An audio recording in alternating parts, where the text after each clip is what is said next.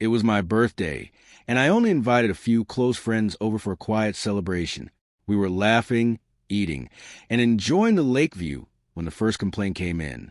Linda showed up carrying her clipboard and told me the gathering was supposedly too loud. I turned the music down immediately and thought the problem was over.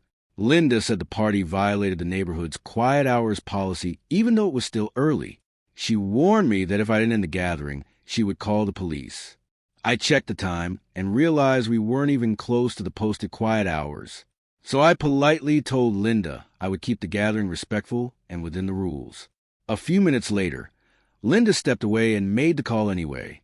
My friends and I could only watch as the situation suddenly became much more serious. 2 officers arrived at the property and walked toward us professionally. I immediately stepped forward to explain that it was simply a small birthday gathering.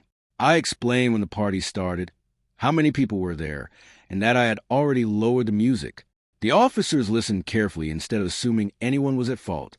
The officers looked around and quickly realized this wasn't some wild neighborhood disturbance. It was a small group of adults having a normal birthday celebration. Then one officer casually asked my friends what they did for a living. They exchanged a quick look before one of them simply answered, "We're veterans."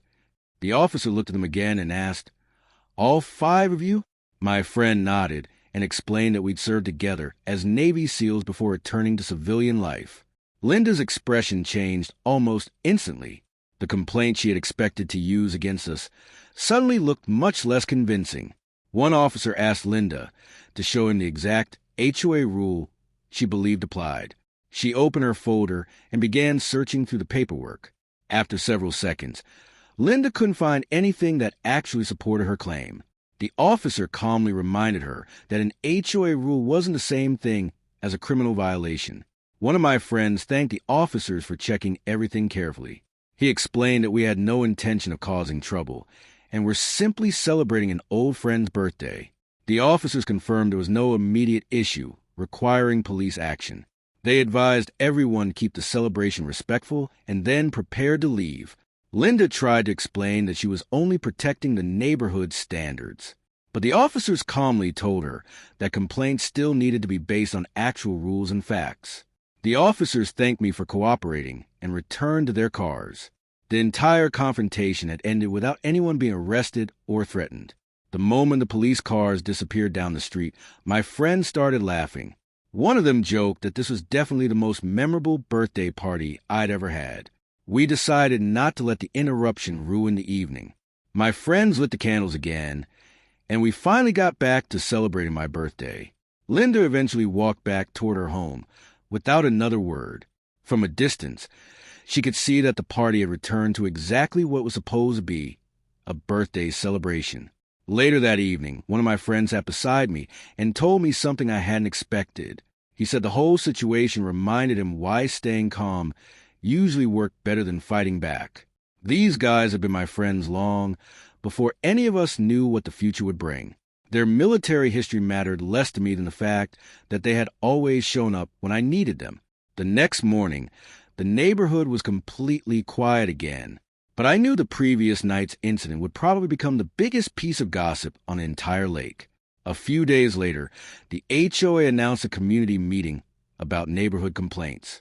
I decided to attend because I wanted everything discussed openly and fairly. At the meeting, several residents asked why police had been called over a simple birthday gathering. For the first time, Linda had explained her decision in front of the entire community. I didn't accuse anyone or demand an apology. I simply explained what happened and said that I hoped future complaints could be handled through facts and communication first. Several neighbors admitted they had experienced similar misunderstandings with the HOA before. The discussion slowly changed from blaming one person to improving how the community handled complaints. Linda finally admitted that she had overreacted and apologized for escalating the situation. I accepted the apology because I wasn't interested in turning one bad evening into a permanent neighborhood feud. After that meeting, things became much quieter between me and the HOA. My birthday party became a funny story instead of a neighborhood war, and that's exactly how I wanted it. In the end, I learned that staying calm can be more powerful than proving a point. And sometimes, The people standing beside you matter more than any argument. Like, subscribe and tell me where you're watching from.